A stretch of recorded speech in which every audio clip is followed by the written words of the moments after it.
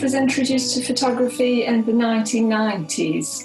I was doing an art and design course, and as part of that course there was a photography module, and I'd never done photography before, but once I was introduced to it, it was just such a natural fit creatively, and I just loved all aspects of it, from photographing to processing the film to using the darkroom, and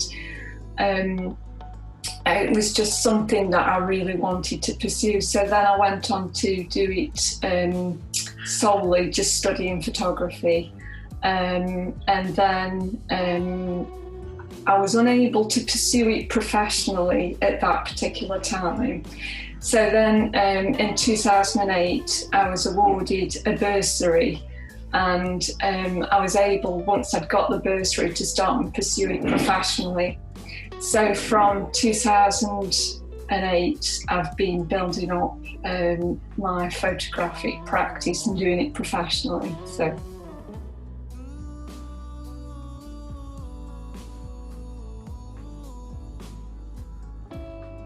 I think because when I studied photography, I just really used black and white and used film, and I think it sort of coincided using colour with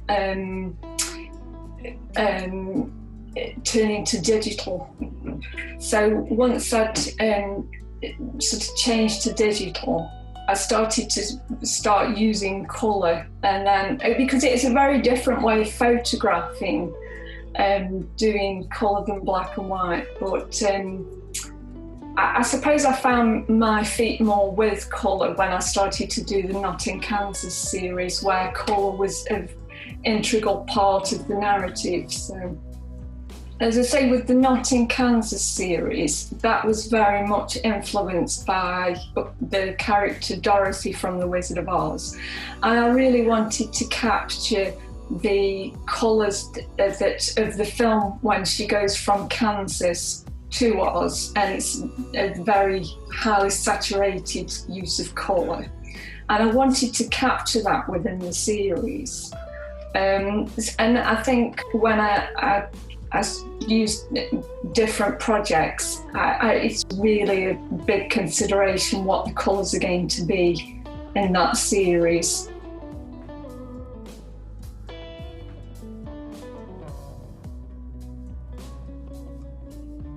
Well, I've always been inspired by strong female characters, and that's what I've always aspired to be, a strong, independent female.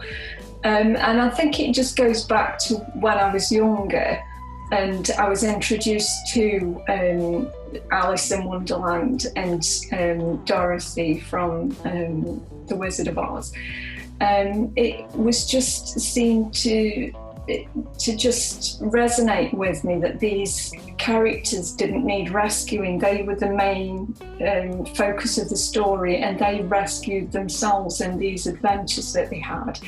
And it just, I suppose it stuck with me from a young age, and I suppose now that I'm doing photography, it just comes out in the work that way, that they're my inspirations.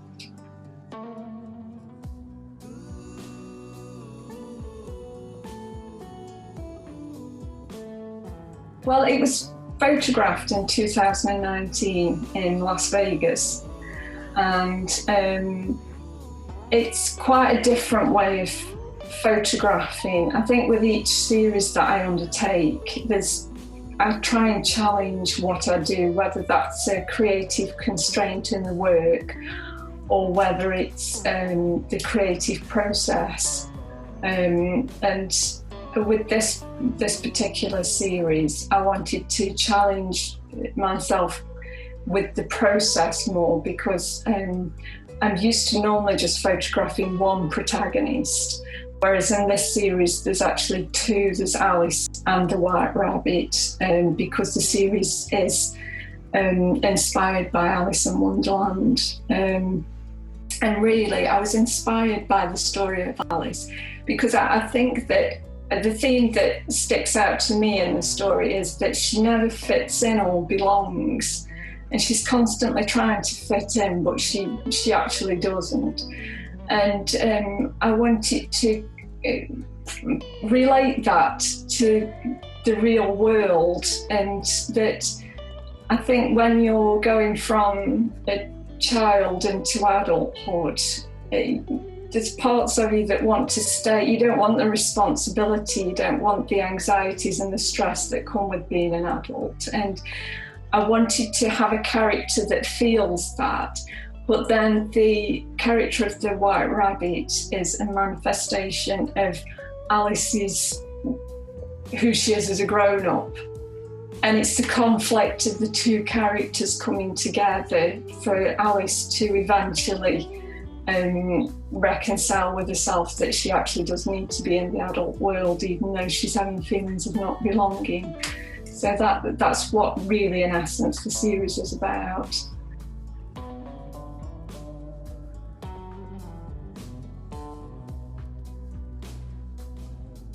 This photograph is taken in the old part of Las Vegas, because I don't know whether you've ever been there, but there's the glitzy, larger-than-life part of Las Vegas that's just everything's big and garish.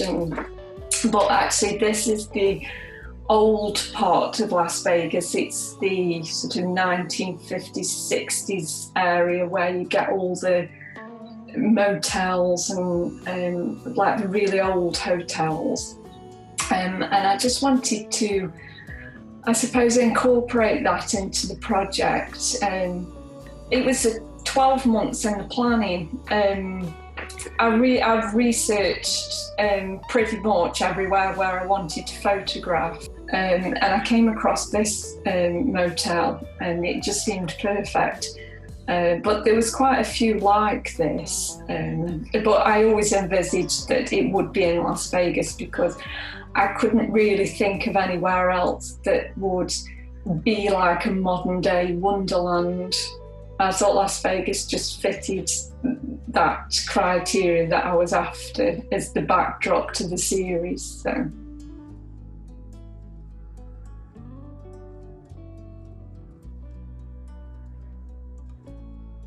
I had an idea for a series, a studio series, and so I started to think about that one more, and then I just seemed to get quite a lot of inspiration for that one, and so I've taken 11 photographs last year for that series, and it's called Hollywoodland, and it's based on 1950s, 60s cinema and thrillers and sort of noir.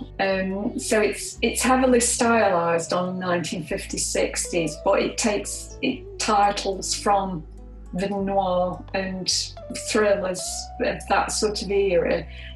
So it's the difficulty with the series is the challenge that I've set myself in the series is that the title appears in the actual photograph.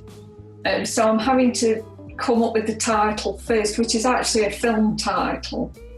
So I select the film title, and then I come up with how I want the photograph to look, how I want the character to be in that photograph. So that seems to be going well. So I'm quite glad that I've been able to work through, what's been a very difficult time. So I'm lucky that way.